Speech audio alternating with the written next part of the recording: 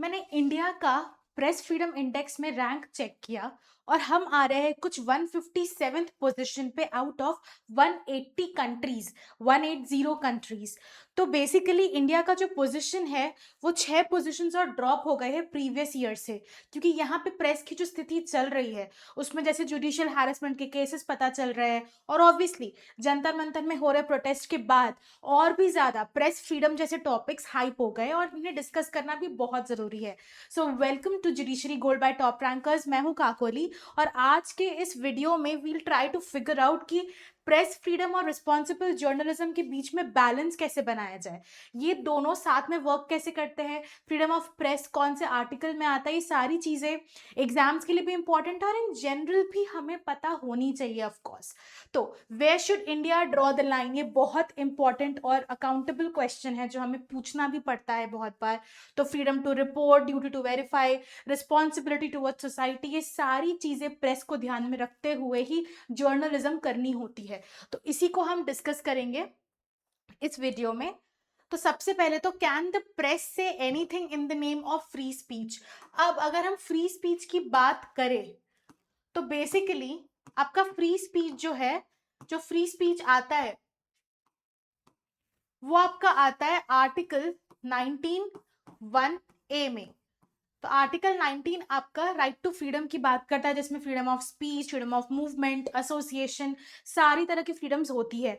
ठीक है, उसमें से हमारा सबसे पहला जो क्लॉज होता है वही बात करता है freedom of speech and expression का। हमें पूरा राइट है, प्रेस को भी पूरा राइट है कि वो एक्सप्रेस करे, फ्रीडम ऑफ स्पीच एक्सरसाइज करे, लेकिन क्या वो कुछ भी बोल सकती है? तो नहीं। जैसे कि हमें पता है कि कोई भी फंडामेंटल राइट हमारे इंडियन कॉन्स्टिट्यूशन का एब्सोल्यूट नेचर का नहीं होता है। Nothing is absolute in nature, बल्कि हर एक चीज पे, हर एक आर्टिकल पे एक रीजनेबल रिस्ट्रिक्शंस होती है। आर्टिकल 19 की भी रीजनेबल रिस्ट्रिक्शंस है। ठीक है, तो वो हमें ध्यान में रखनी होती है। जैसे a journalist exposes a major corruption scam, it's fine, it's very good. ठीक है, पर another channel airs unverified news just to boost TRP.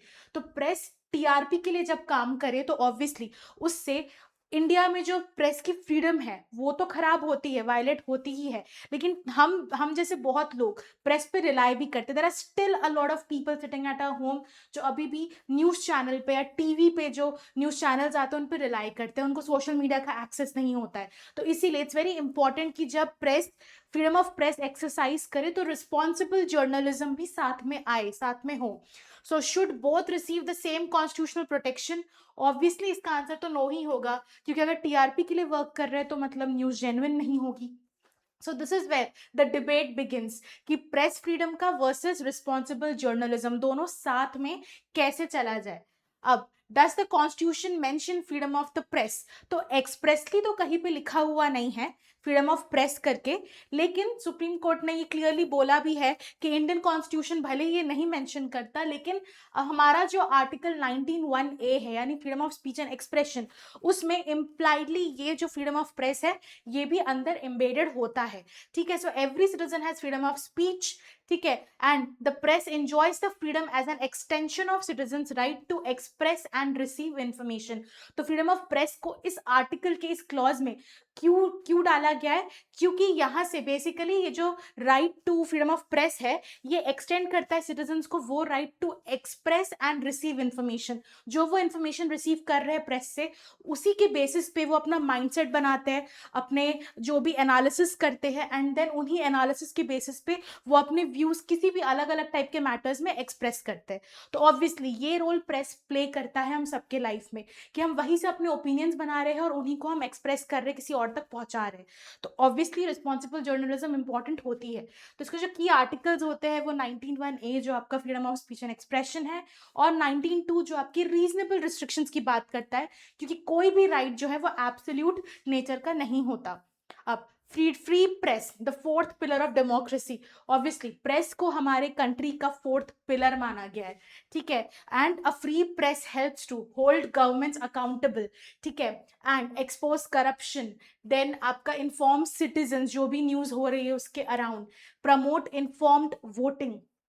ठीक है, एनकरेज पब्लिक डिबेट, सब अपने ओपिनियंस फ्रीली रख सके, and give voice to marginalised communities जिनके पास एक्सेस नहीं होता है सोशल मीडिया का या किसी और प्लेटफॉर्म में, वो जा नहीं सकते अपनी पीड़ा बताने के लिए, अपना प्रॉब्लम्स कन्वे करने के लिए, तो उसमें प्रेस बिल्कुल एक फोर्थ पिलर की तरह काम करती है। So without a free press democracy जो है वो बहुत ही लेस ट्रांसपेरेंट हो जाएगी। अब थोड़ा सा आपका टाइम लूंगी बताने के लिए कि टॉप रैंकर्स जुडिशरी गोल्ड लाया है राजस्थान एपीओ प्रीलिम्स और मेंस प्लस प्रीलिम्स दोनों के लिए कोर्सेज, जहाँ पे आपको हिंदी और इंग्लिश दोनों में रिकॉर्डेड लेक्चर्स और लाइव सेशंस मिलेंगे, न्यू एंड अपडेटेड सिलेबस होगा, एंड इसमें आपको ई बुक्स मिलेंगे, प्रैक्टिस टेस्ट आपको प्री प्लस मेंस में ज़्यादा मिलने वाले हैं। तो आप ये जो हमारा कूपन कोड है इसे यूज़ करके आप यहाँ पे ऑफ भी ले सकते हो। इसमें आपको पूरी एग्जाम ओरिएंटेड प्रिपरेशन मिलेगी। तो अगर आपको कोई भी क्वेरी हो इस कोर्स के अराउंड या किसी भी और कोर्स के अराउंड, तो आप इस IVR नंबर को सेव कर लीजिए और इस पर कभी भी कॉल अप करके पता कर सकते हैं। ओके, तो आते हैं वापस अपने टॉपिक पे। So but is freedom of press absolute? इसका आंसर जैसे कि मैंने दिया कि नो, बिल्कुल भी नहीं, एब्सोल्यूट तो नहीं होता है। तो आर्टिकल 19 क्लॉज 2 जो है वो रिस्ट्रिक्शंस इंपोज करता है। जैसे sovereignty and integrity of India की अगर बात आ गई, ठीक है, जहां पे इंडिया की इंटीग्रिटी या सोवरेटी, जहां उसकी इंडिपेंडेंस को थ्रेटन करने लग जाए, तो उसकी बात आ गई। सिक्योरिटी ऑफ द स्टेट की बात आ गई। Friendly relations with foreign states जहां खराब हो रहे हैं इनकी वजह से, ठीक है, या फिर पब्लिक ऑर्डर डिस्ट्रॉय हो रहा है क्योंकि प्रेस ने कुछ ऐसा बोल दिया जिससे पब्लिक ऑर्डर डिस्ट्रॉय हो गया सबका। फिर डिसेंसी या मोरालिटी पे हिट कर गया।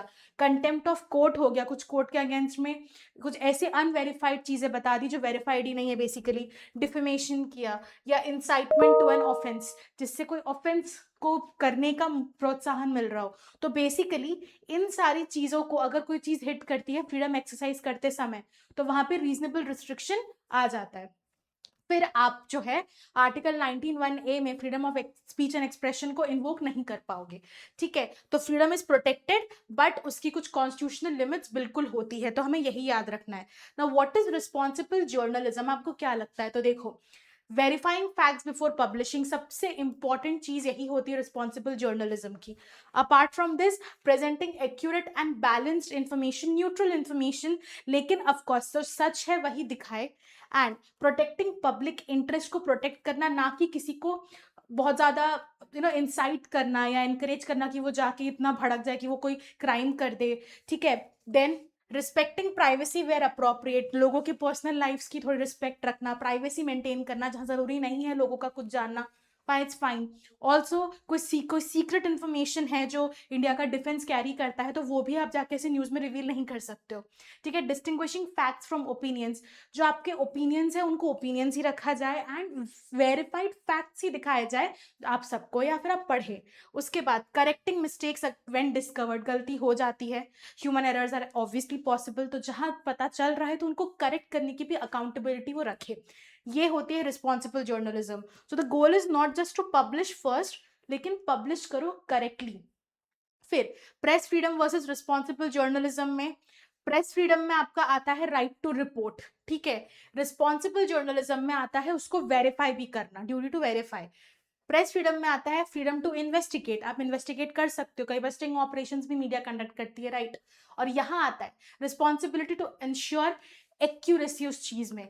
देन फ्रीडम टू क्रिटिसाइज भी प्रेस का फ्रीडम है, हमेशा सिर्फ अच्छा अच्छा बोले जरूरी नहीं है, आप हेल्दी क्रिटिसिज्म बिल्कुल कर सकते हैं। तो avoid miss information and sensationalism, so basically कुछ भी चीज को सिर्फ क्लिक बेट बनाने के लिए आप मिस इन्फॉर्मेशन स्प्रेड नहीं कर सकते। देन एडिटोरियल इंडिपेंडेंस, की वो इंडिपेंडेंस उसको दी जाए, कोई भी एक्सटर्नल सोर्स आके उसको जबरदस्ती का प्रेस को इन्फ्लुएंस करने की कोशिश ना करे, और एथिकल अकाउंटेबिलिटी ले, अगर गलती होती भी है तो अकाउंटेबिलिटी भी ली जानी चाहिए। सो टू आर कॉम्प्लीमेंट्री और कॉन्ट्रडिक्टरी नहीं है, कॉम्प्लीमेंट करते हैं एक दूसरे को basically. So who regulates the media in India? So see, many sectors, unlike many sectors, कोई सिंगल मीडिया रेगुलेटर इंडिया का नहीं है। ठीक है, अलग अलग बॉडीज अलग अलग पार्ट्स देखती है मीडिया के। जैसे आपका जो PCI है, that is press council of India, जिसके आप रिपोर्ट्स पढ़ते भी होगे, ब्लॉग्स आर्टिकल्स पढ़ते होगे, तो वो जो है ethical standards for print media, जो आपकी प्रिंट मीडिया होती है जैसे न्यूज़पेपर्स हो गए एंड ऑल, तो प्रेस काउंसिल ऑफ इंडिया उसे रेगुलेट करती है। NBDA हो गया जो news broadcasters and digital association, ये जो टीवी में आप न्यूज देखते हो ये उनको रेगुलेट करती है, ठीक है, ध्यान देती है उन पे।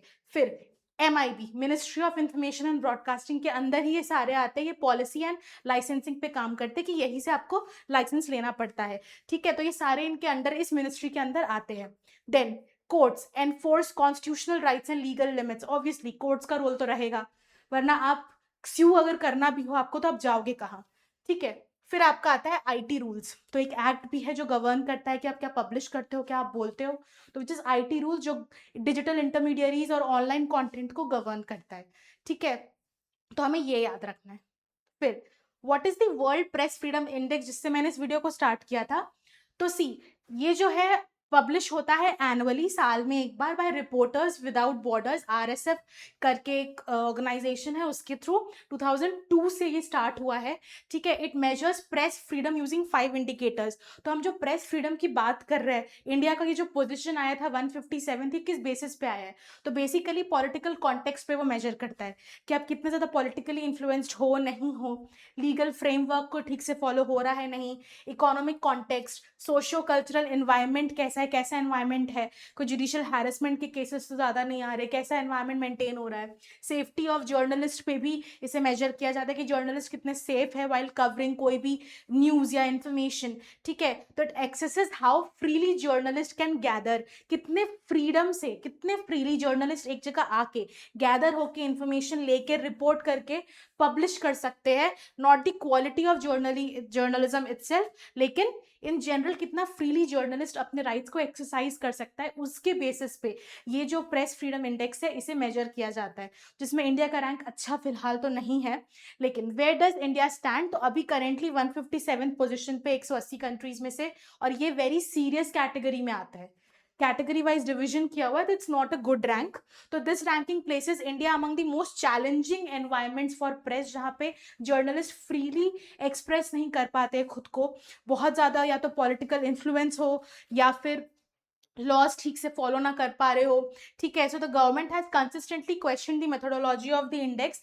इंडियन गवर्नमेंट क्वेश्चन करती है इस इंडेक्स को कि क्या बेसिस पे हम बोल रहे हैं कि फ्रीली जो हमारे जर्नलिस्ट है वो अपना प्रेस फ्रीडम जो है वो अच्छे से नहीं एक्सरसाइज कर पा रहे, arguing that it relies on limited sampling and does not adequately reflect India's democratic and constitutional framework. तो ये एक क्रिटिसिज्म आया है गवर्नमेंट का over this press freedom index, ठीक है। तो चैलेंजेस क्या है प्रेस फ्रीडम के, कॉन्सेंट्रेशन ऑफ मीडिया ओनर्स, जैसे आपका कॉन्सेंट्रेशन ऑफ मीडिया ओनरशिप, कि हर एक मीडिया की जो ओनरशिप है वो काफ़ी ज़्यादा, मतलब वो डायल्यूटेड कम है, वो बहुत ज़्यादा कॉन्सेंट्रेटेड है, ठीक है, बहुत ज़्यादा इन्फ्लुएंस्ड है।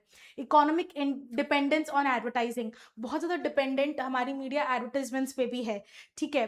And safety concerns for journalist तो है ही एक बहुत बड़ी प्रॉब्लम यहाँ पे, and criminal and civil legal proceedings against journalist भी बहुत ज़्यादा बढ़ते जाते हैं, जब वो फ्रीली क्रिटिसाइज करते हैं तो उन पर भी कई सारे एक्शंस लिए जा सकते हैं या लिए जाते हैं, जिससे उनका फ्रीडम जो है वो वहाँ पे ख़त्म होता है थोड़ा क्रिटिसाइज करने का भी।